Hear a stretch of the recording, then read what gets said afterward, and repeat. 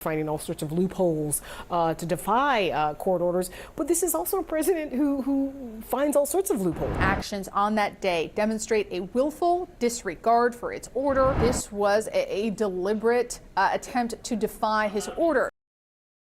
Let's hop into another Tarlov takedown of her MAGA co-hosts and their propaganda, this time about the unconstitutional deportations from the Trump administration. So leave us a like on this video if you can. We appreciate it. It's free. It helps us out a ton. And let's see what context we can add. The judge here is still deciding punishment and the next steps. He is giving the Justice Department a chance to weigh in here.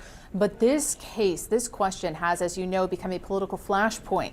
President Trump has repeatedly attacked this judge, James Boasberg, even calling for him to be impeached. Now, much of this started last month on March 15th. The president had invoked the Aliens Enemies Act to facilitate deportations of Venezuelan migrants. The government alleges were affiliated with a gang.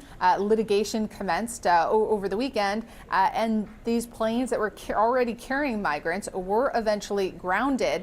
But then when the judge ordered these to be flown back to the United States, they continued from Honduras, where they had stopped, onto El Salvador. Now, the judge has suggested that this was a deliberate attempt to defy his order. He's also, I don't know, a human being, a father, a husband, a person who's committed no crimes and was just sent to El Salvador, a place where a court ruled would put his life in danger if he was sent to. But how dare those Democrats care about a man's life because, you know, he's illegal, so we shouldn't? Or how dare they care about human rights? He's not even American, or due process. Like, this whole thing is just a show from MAGA that their racism justifies. Notice how when she refers to this person, this human, this father, this husband, she calls him an illegal.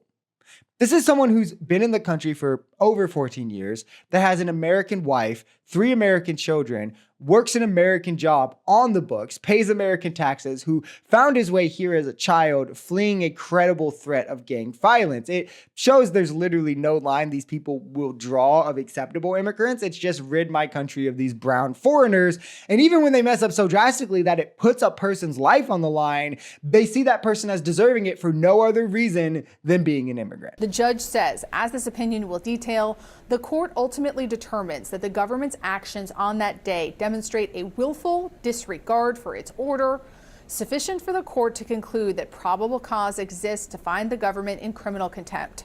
The court does not reach such a conclusion lightly or hastily. Indeed, it has given defendants ample opportunity to rectify or explain their actions.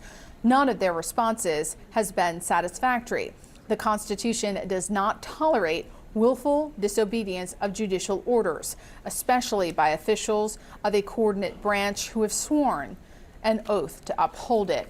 Now, there is little chance that the Justice Department is going to deviate from its belief that, again, district court judges cannot dictate what they do once they are in either international skies or on the ground, which is what happened. This is spot on. And the way that MAGA will defend sending this man essentially to his deathbed shows that there really isn't a line of good immigration to these people, short of like what, I guess like H-1B visas that are essentially slave labor, or maybe what, immigrants who become deathly loyal down the line. But as Jessica said, he came on a credible threat to his life as a child, mind you. He does regular check-ins with DHS, which is why they knew where he was. He's not like he's been lost in the country. He works on the books in a job, contributing to society, contributing to services that he will probably never benefit from. I mean, especially now, will never benefit from, but still paying into it while caring for his wife, caring for his 3 kids, and having not committed any crimes. If he doesn't pass the threshold for an immigrant who should be allowed into this country,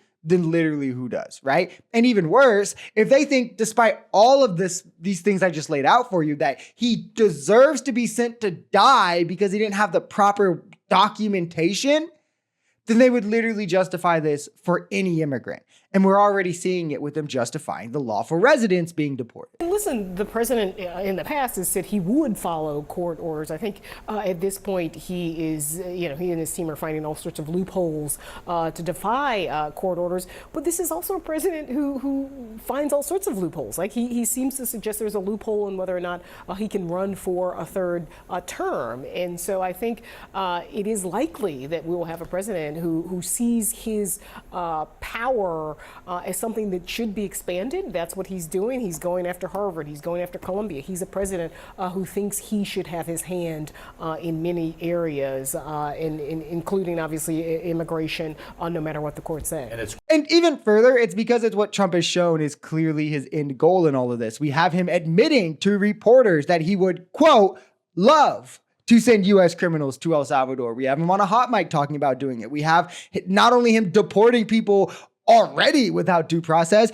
but J.D. Vance on X saying that that is a trade-off he is willing to make, that he understands that people will be wrongfully deported without due process, that he understands people will be wrongfully convicted and then deported without due process, and he's willing to do that. So if we're both deporting U.S. criminals, U.S. citizens who are criminals to El Salvador, and also deporting without due process, and we don't think due process is all that important, what stops them from just accusing you of a crime, accusing me of a crime, and using that as the basis to ship us off to El Salvador? But of course, you know, if it was me, not a good example, because then you'd be like, haha, liberal, he deserves it. Let's say Trump sets the precedent that this is okay, and then in 2028, Kamala Harris runs again, beats him, and accuses the entirety of Trump voters of violent crimes, sets them off for deportation because they're violent criminals, they don't need due process, so boom, they're gone. Is that just okay now? No, right? So it's obviously not okay when Trump does it to brown people just because you hate immigrants and it feels like Republicans winning. We decided racism doesn't have a place in this country long ago.